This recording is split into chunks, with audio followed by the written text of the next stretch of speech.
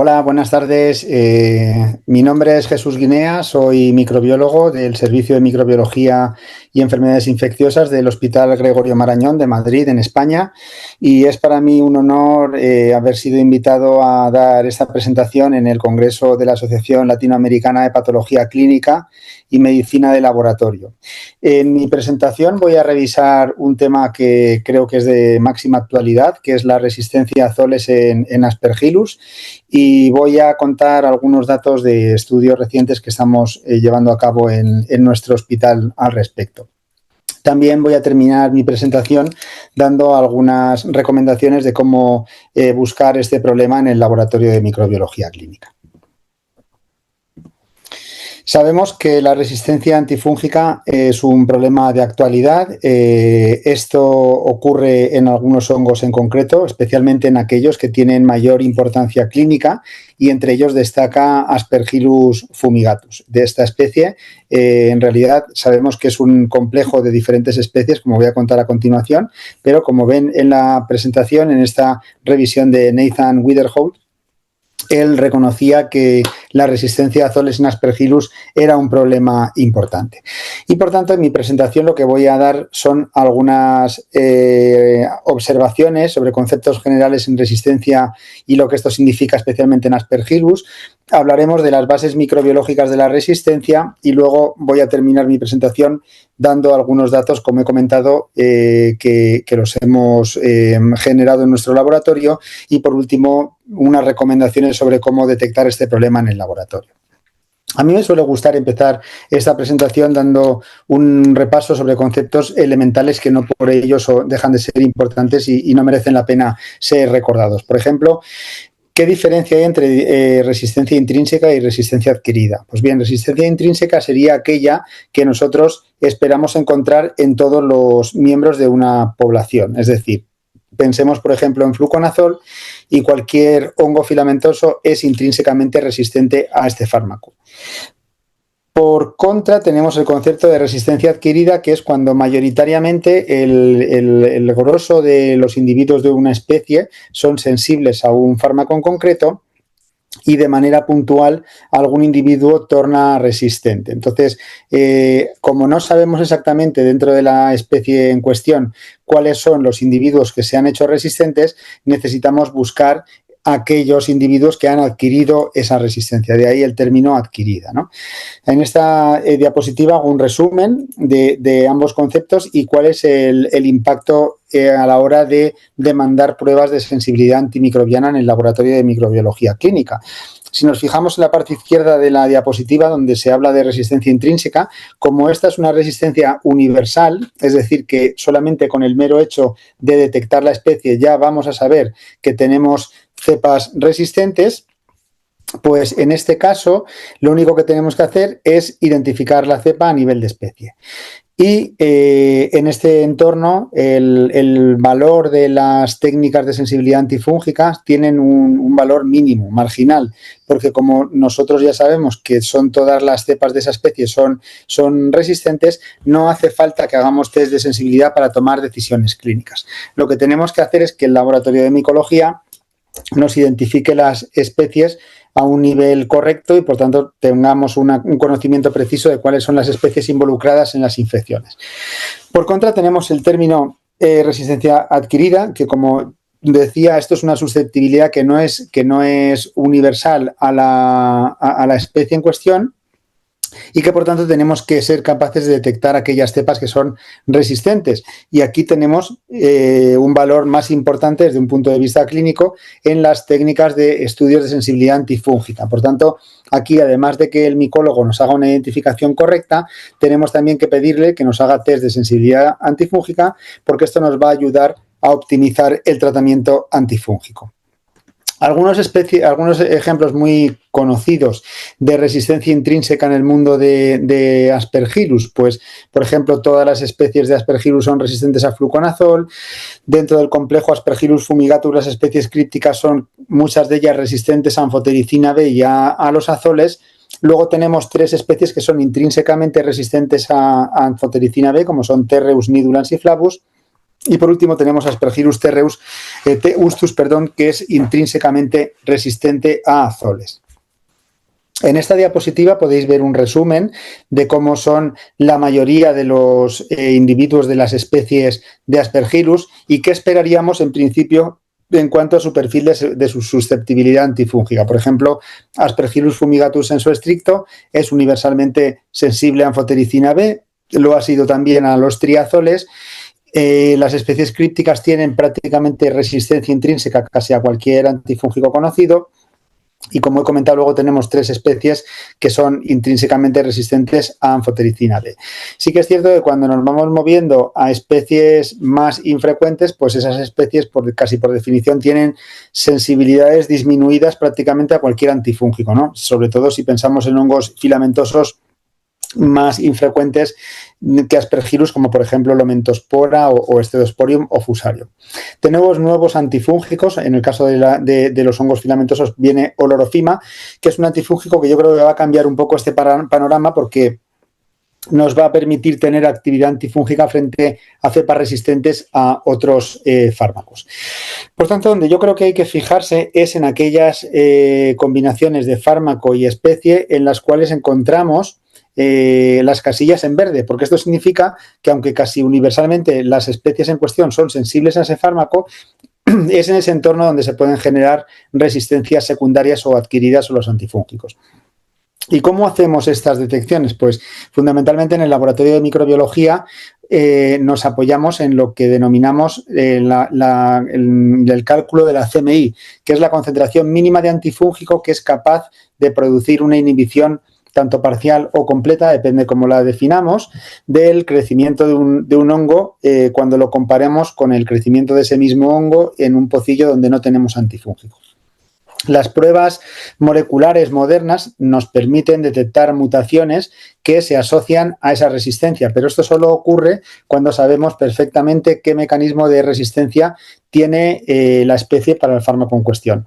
Y además tenemos que ser también conocedores de qué mutaciones puntuales son aquellas que se correlacionan cuando aparecen en aquellos fenotipos de resistencia, ¿no? Por tanto, aunque esto es una realidad en algunas situaciones, no siempre tenemos la capacidad de hacer detección molecular de la resistencia antifúngica.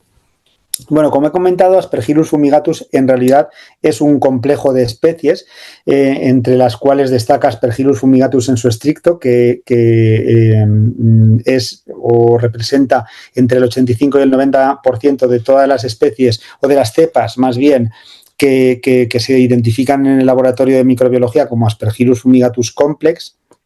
Y luego tenemos las especies crípticas que, como veis ahí, tienen esos nombres un poco exóticos y que fundamentalmente se caracterizan por ser especies que esporulan muy mal en el laboratorio de micología. Estamos acostumbrados a ver este tipo de cultivos y esto no se puede identificar de una manera fácil y correcta de visu, es decir, que las características macro y microscópicas aquí son insuficientes y tenemos que recurrir a técnicas moleculares para poderles poner nombre y apellidos a estos aislados.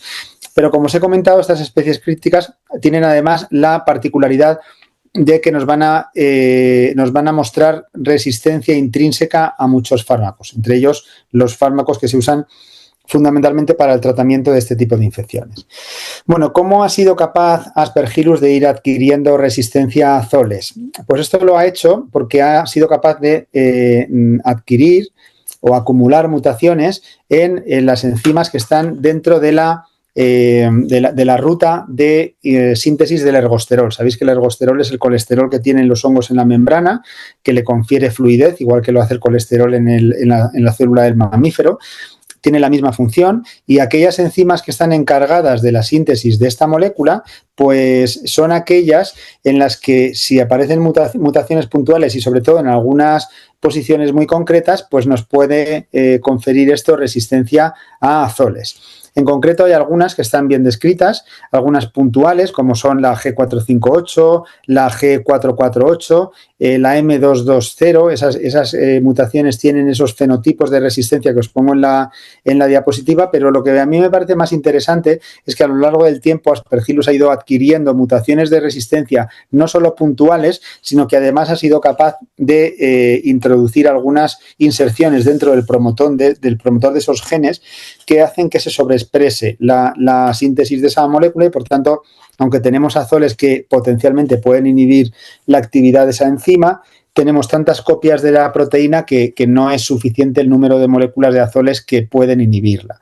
Y esa combinación de mutación puntual con inserciones en tándem en el promotor son las que yo creo que son las mutaciones o las sustituciones que hoy en día tienen más interés, porque entre otras razones son mutaciones que se confieren o que se inducen en la naturaleza. Es decir, que el hongo no tiene por qué estar expuesto a azoles clínicos en el paciente o en el entorno del paciente para que esto ocurra.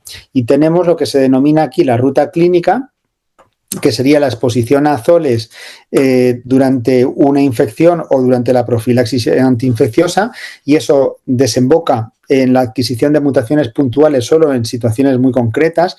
Pensemos en aspergilosis crónicas, en las cuales los tratamientos se prolongan durante meses, el hongo es capaz de esporular porque tiene capacidad de hacerlo en el pulmón en ese contexto, y por tanto se producen este tipo de mutaciones. Pero para que se produzca esa doble sustitución de inserción en tándem en el promotor y una mutación puntual, el hongo tiene que estar en la naturaleza.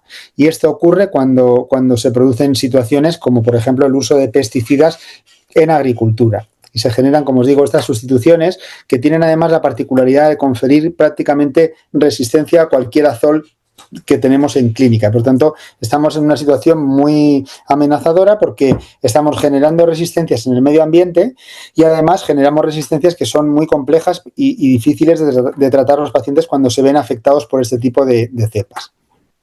Tenemos algunos ejemplos en la literatura que nos hablan del impacto clínico que tienen este tipo de problemas. Si veis, por ejemplo, este estudio llevado a cabo en Alemania, pues en este estudio se demuestra cómo los pacientes que están en profilaxis con posaconazol pueden tener aspergilosis de brecha por cepas de este tipo, por cepas resistentes. Y además, cuando esto ocurre, pues el pronóstico del paciente es relativamente malo o muy malo. Es decir, que esto es un problema que, aunque a lo mejor cuantitativamente no es muy alto, es un problema a tener en cuenta porque el impacto que tiene en la mortalidad del paciente es importantísimo. Bueno, tenemos diferentes trabajos que se han hecho en países, sobre todo europeos, que nos han ido poniendo cifras al problema y se han ido estableciendo pues diferentes tasas de resistencia en la literatura y nos van de alguna manera pues enseñando cuánto de problema es el tener cepas de Aspergillus fumigatus resistentes a azoles. Como os digo, esto es un problema que no es estrictamente europeo, pero sí se ha estudiado más en Europa y en algunos países como Holanda se reportan tasas de resistencia que están por encima del 10%. Otros países como el Reino Unido o España reportan tasas de resistencia que están entre el 5 y el 10%. Y luego, como veis, pues hay muchas partes del planeta que están en gris, pero esto no significa que no haya resistencia, sino que se desconoce qué grado o qué magnitud del problema tenemos en esas localizaciones geográficas. Bueno, yo os puedo hablar más de lo que pasa en mi país o de lo que ha pasado en mi país. En mi país teníamos reportadas cepas puntuales que eran resistentes en diferentes pacientes y esto nos indujo hace unos años a llevar a cabo un estudio que en nuestro laboratorio le llamamos ASPAIN porque es el acrónimo que resume el término aspergilosis o aspergillus en España. Y en este estudio nosotros lo que pretendíamos era ver una foto un poco más global de lo que se conocía hasta ese momento, ¿no? Como veis aquí en esta tabla os resumo lo que conocíamos o lo que sabíamos en nuestro país que existía en cuanto a la resistencia a azoles en Aspergillus, cepas aisladas, pero con datos fragmentarios y faltos de denominadores, es decir, no sabíamos cuál era la magnitud del problema, porque podíamos tener una cepa resistente, pero el denominador podía ser 2 cepas, con lo cual estaríamos hablando de una tasa de resistencia de un 50% o 10.000 cepas, ¿no? Que esto reportaría una tasa de resistencia ínfima. Entonces, con esta orientación decidimos llevar a cabo lo que os he comentado, los estudios ASPAIN, Esta serie de estudios comenzó en el año 2019, en el cual invitamos a 30 hospitales de España a participar para que nos enviaran todas las cepas que susceptiblemente ellos identificaban como Aspergillus fumigatus desde ese periodo de tiempo, y nos las enviaron a nuestro centro para hacer estudios de sensibilidad. Allí lo que hicimos fue primero identificarlas a nivel de especie y vimos que la gran mayoría eran Aspergillus fumigatus sensu stricto, y teníamos alrededor de un 1,5% que eran cepas pertenecientes a especies crípticas, entre las cuales destacaba Aspergillus lentulus. Si os fijáis aquí, estos fueron los datos que obtuvimos en nuestro hospital, pero que ya os digo que son datos que venían de cepas de 30 centros diferentes. Una tasa de resistencia a anfotericina B de un 1,5%, una tasa de resistencia a azoles de un 7,4% y tasas de resistencia sobre todo a azoles que eran ostensiblemente mayores en especies crípticas que cuando se comparaban con Aspergillus fumigatus sensu stricto.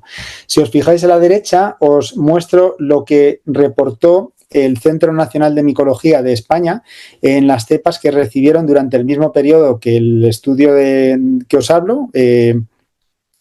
Durante esos 2 mismos meses se recogieron los datos que habían llegado al Centro de Microbiología y, como veis aquí, pues los datos de resistencia y de porcentaje de especies crípticas que recibe el Centro de Microbiología eran mayores que las que reportábamos nosotros en el estudio epidemiológico. Esto significa que los micólogos envían a los centros de microbiología aquello que no saben identificar bien o que tienen problemas para identificar, o cuando se sospechan resistencias, y por tanto los datos que vienen estrictamente de centros de referencia pueden estar sesgados por el tipo de cepas que reciben, y esto no ocurre cuando hacemos un estudio epidemiológico en el cual no vamos a sesgar lo que se incluye en el estudio, como fue el caso del estudio ASPEN. Bueno, el estudio ASPEN, como os digo, es una serie de estudios que el primero se hace en el año 2019. Este trabajo se repite en el año 2022. Es un estudio mucho más ambicioso que el primero porque se contó con 84 hospitales en vez de 30, y como veis aquí, pues el número de cepas que se enviaron fue superior al doble del primero. Y luego se ha repetido este mismo estudio en el año 2023 y en el año 2024.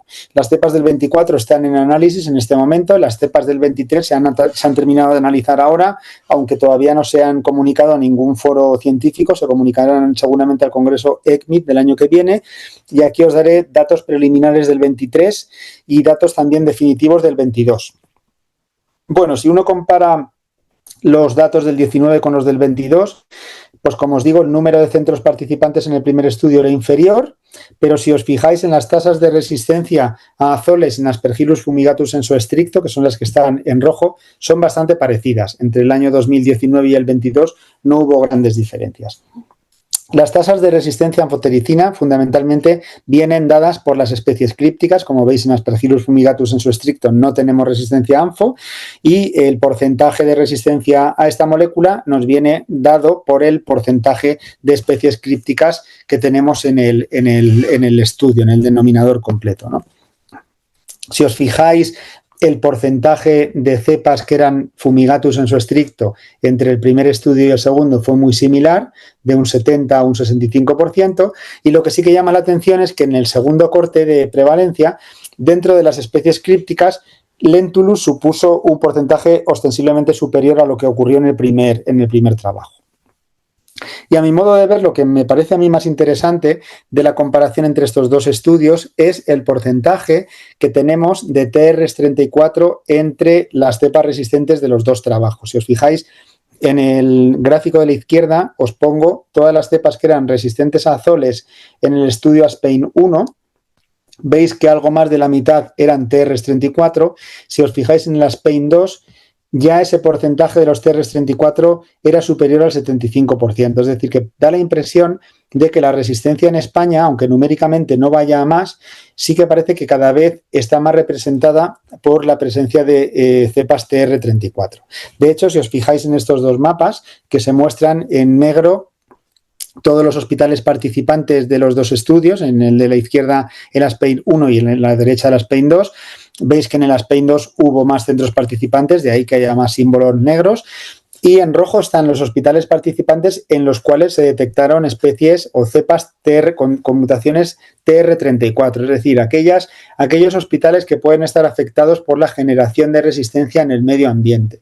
Y si os fijáis, pues en el estudio ASPEIN-2, el número de hospitales afectados subió de 6 en el primer trabajo a 17 en el segundo. Y esto era especialmente notable en la región de Cataluña, que está al norte del país y hace también costa con el mar Mediterráneo. Da la impresión de que es una zona de nuestro país que está especialmente afectada por este problema. Bueno, si comparamos o sobreponemos los datos del 19 con los del 22 en este mapa, se vuelve a ver lo que os comento de que en Cataluña tenemos más problemas, pero aquí lo que muestro es que cuando caracterizamos molecularmente los genotipos que portan esas mutaciones TR34, pues lo que observamos es que tenemos hasta 48 genotipos diferentes que tienen estas mutaciones y 7 de ellos son clústeres, es decir, que son cepas, al menos 2 cepas de diferentes pacientes que tienen el mismo genotipo o que están incluidas en el mismo genotipo. Esto es curioso porque si os fijáis aquí a la derecha, se observan 2 clústeres que afectan a pacientes de Barcelona. Aquí lo veis. Luego tenemos 3 clústeres que llegan a involucrar incluso a dos ciudades diferentes. Madrid está en el centro del país y Jaén está alrededor de 350 kilómetros hacia el sur de Madrid. Y como veis aquí hay un clúster, o sea, un genotipo idéntico de 2 cepas diferentes, localizadas lejos una de otra. Lo mismo ocurre entre Barcelona y Badalona, que están más cerca, y entre Sevilla y Huelva, que son estas 2 que están aquí al sur del país, ¿no? Incluso esto es lo más curioso de todo, es que tenemos hasta 2 clústeres que involucran a 3 ciudades. Por ejemplo, este de aquí, Vitoria, Zaragoza y Valencia. Y por último una que es Badalona, Sabadell y Gerona, que estas están relativamente cerca, pero estas 3 no. ¿Qué explicación puede tener esto? Pues a nuestro modo de ver, esto significa que puesto que son cepas que se están generando en el medio ambiente como resistentes, el propio medio ambiente es el que actúa como medio de dispersión de las mismas. Podemos estar en cepas generadas en Madrid, pero que traspasan las fronteras de estas regiones y por medio de corrientes de aire se van transportando a localizaciones que están más lejos. Bueno, ¿qué ha pasado en el 23? Como os he dicho, en esta presentación solo os doy datos preliminares del 23. En el 23 hicimos un análisis solamente de la región central del país, porque no habíamos terminado de analizar el resto cuando se presentó este trabajo en el ECMID de Barcelona.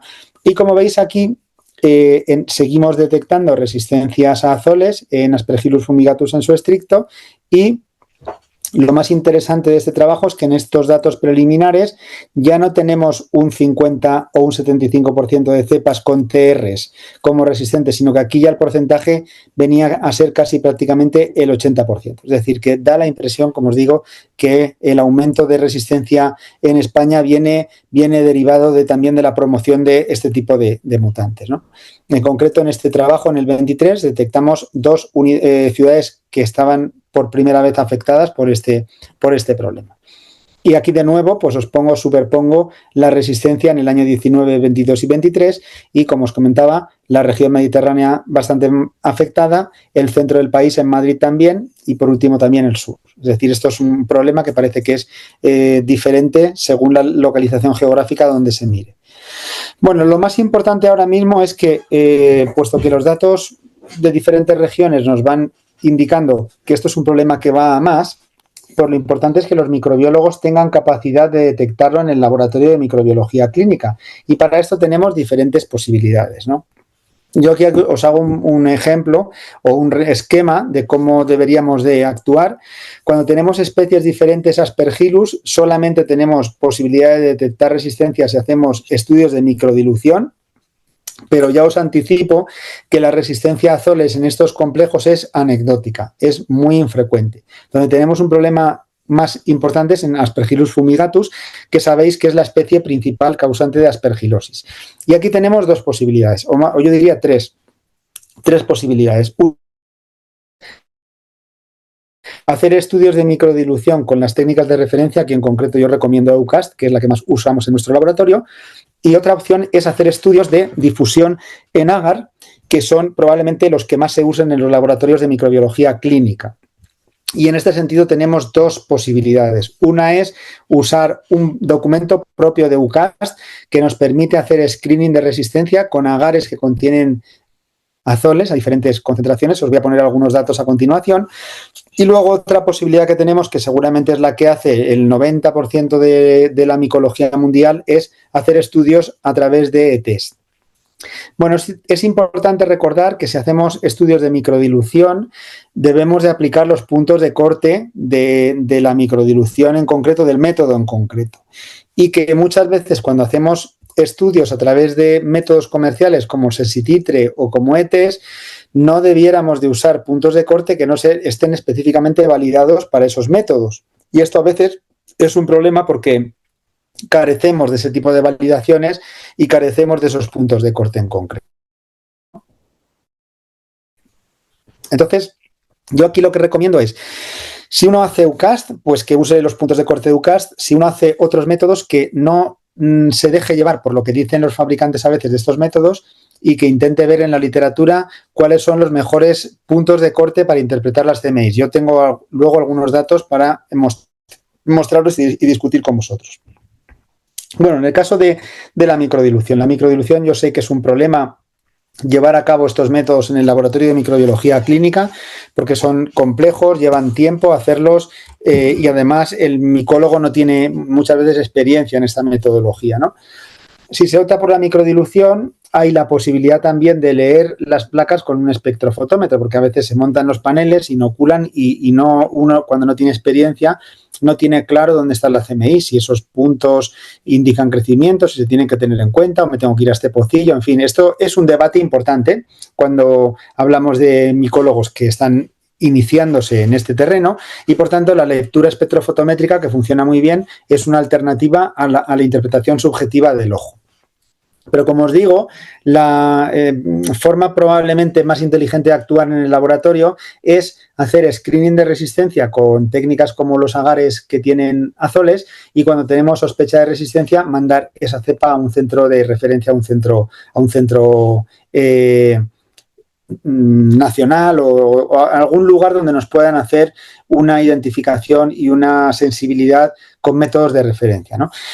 Este método os puedo asegurar que funciona muy bien. Si os fijáis en estas fotos de aquí, este es el pocillo en el que tenemos itraconazol, aquí tenemos boriconazol, aquí tenemos posaconazol y aquí no tenemos nada. Es decir, que si el pocillo control no crece, tenemos un problema. En el pocillo control siempre tiene que haber crecimiento y en los pocillos donde hay antifúngico, si no hay crecimiento ninguno, estamos ante la sospecha de una cepa completamente sensible. Si empezamos a ver crecimiento en diferentes partes, sospechamos fenotipos de resistencia y, por tanto, ahí tenemos que identificar esas cepas y hacer estudios de sensibilidad ya con técnicas de referencia.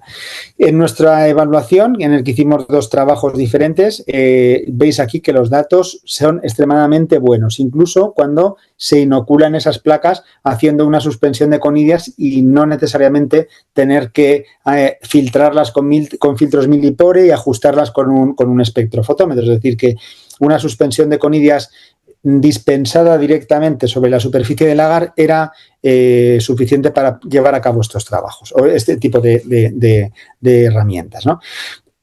ETS. ¿Qué pasa con los ETS? Si hacemos una distribución de CMIs obtenidas por ETS y marcamos las barras en función del tipo de sensibilidad que tienen esas cepas por medio de los métodos de referencia, es decir, verdes serían aquellas cepas que, independientemente de la CMI que tengan por ETS, por EUCAST eran sensibles y las rojas eran aquellas que por EUCAST eran resistentes. Si os fijáis aquí, itraconazol separa muy bien las cepas mutantes de las cepas sensibles y esto no ocurre tan claramente con boriconazol y con posaconazol e isavuconazol, donde cual los mutantes están más cerca de las cepas wild type, de las cepas sensibles. Nosotros en rojo veíamos unos cutoffs de CMI que nos separaban bastante bien los mutantes de las sensibles, pero si uno aplicaba los puntos de corte de EUCAST, que esto es algo que ocurre con frecuencia, ¿no? Yo hago una CMI por ETS y la interpreto en base a los puntos de corte de EUCAST o de CLSI. Pues bien, esto es un ejemplo de cómo podemos errar si hacemos este tipo de interpretaciones, porque los puntos de corte de EUCAST van a biseccionarnos la población mutante, es decir, vamos a dar como sensibles cepas que en realidad tienen mutaciones como son estas que están aquí a la izquierda de la barra azul, que es el punto de corte de EUCAST, pero que están en rojo porque tenían fenotipos de resistencia con técnicas estándar de microdilución.